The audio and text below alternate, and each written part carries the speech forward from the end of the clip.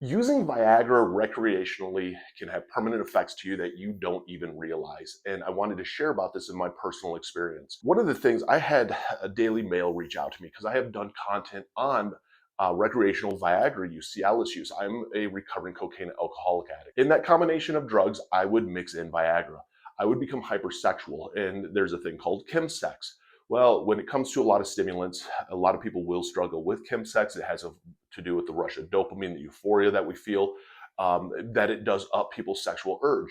Now, because of how these meds work, guess what? We need something to help us along if we're a guy, get at attention. And that's where mixing in Viagra, Cialis, Hims, Blue Chews, and all this comes into play. If you're new to the channel, hit the like and subscribe button. This is something that is so common now even too. I mean, when I was using, this is 2014, 15, 16, 17, this is when I was heavily using.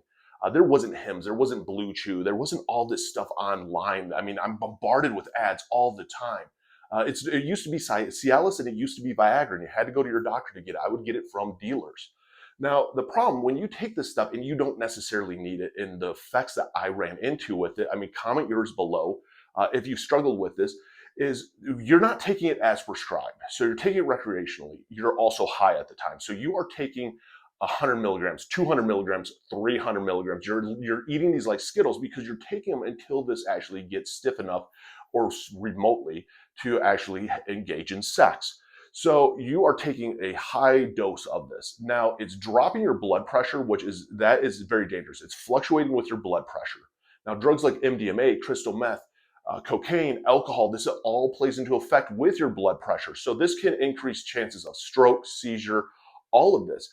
Now, the thing that I ran into is it can also cause a lot of blackout when it's mixed, especially with alcohol and cocaine together with this, you will black out. The problem with a blackout is it increases your chance of an OD, and I have OD'd on cocaine before. I've OD'd on cocaine a few times, unfortunately. So it increases the risk of ODing.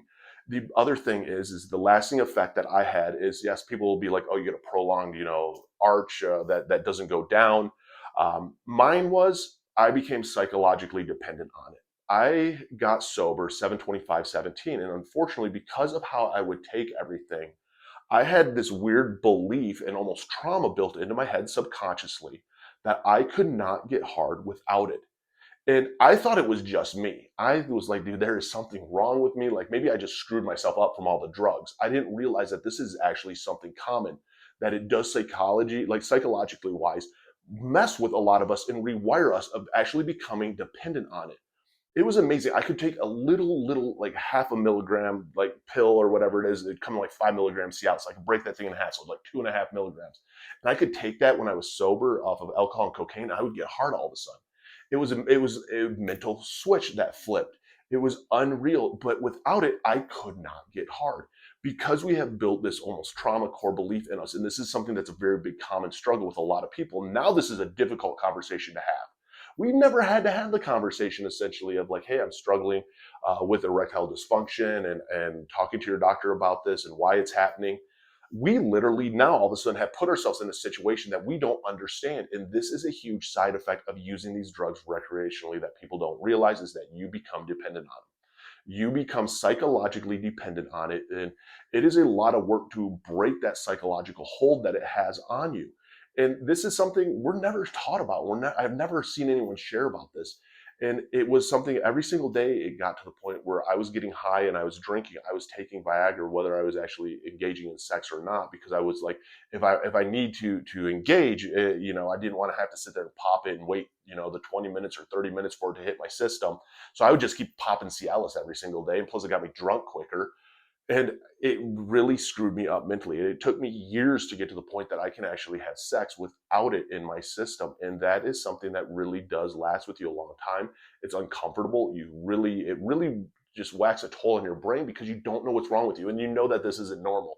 And that's why I wanted to share about it, because the more that we share about some of this stuff, the more that we educate, the more that it makes people aware of some of the dangers of what we do and realizing that this isn't fun. Taking some recreation like this has lasting effects, whether it be permanent effects of, drugs and alcohol, what they do to our system, versus some of the psychological effects that it can have. And how to actually unwind those is therapy. I mean, that's where therapy really comes into a huge play. And sometimes therapy isn't even enough to get off of that. And so if you've had an experience with this, I mean, comment down below. I know I'm not the only one. I've talked to a lot of different individuals on this. I had the Daily Mail actually reach out to me and want to do an interview with me on it, because I am one of the very few that actually talk about some of the struggles after getting off of these drugs that you run into with Viagra and Cialis.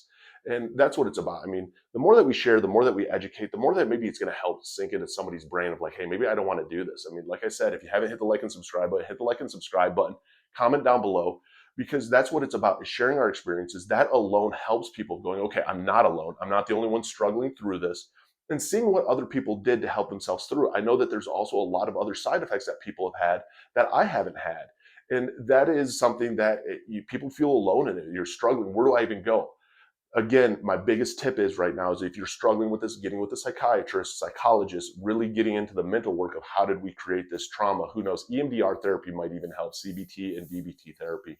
But get with a therapist on it definitely can help a lot. And that's why I wanted to share. So hopefully somebody out there feels a little bit less alone because they saw this video and it makes a difference in their life, because that's what it's all about.